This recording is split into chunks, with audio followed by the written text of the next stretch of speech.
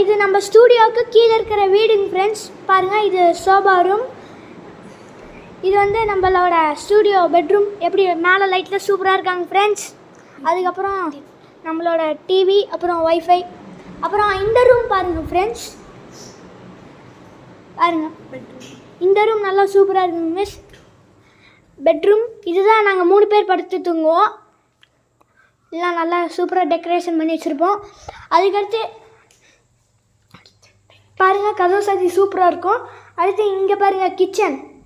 இது நம்ம dining table. அதுக்கடுத்து இங்கே பாருங்கள் செமையாக இருக்குது. 1 2 3. ஓகே ஃப்ரெண்ட்ஸ், அடுத்து நம்ம ஸ்டூடியோ கீழே இருக்கிற வீடு கஷ்டப்பட்டு எப்படியோ கட்டிட்டோம். கட்டினதுக்கப்புறம் நம்ம இனிமேல் நாங்கள் அந்த பெட்ரூம்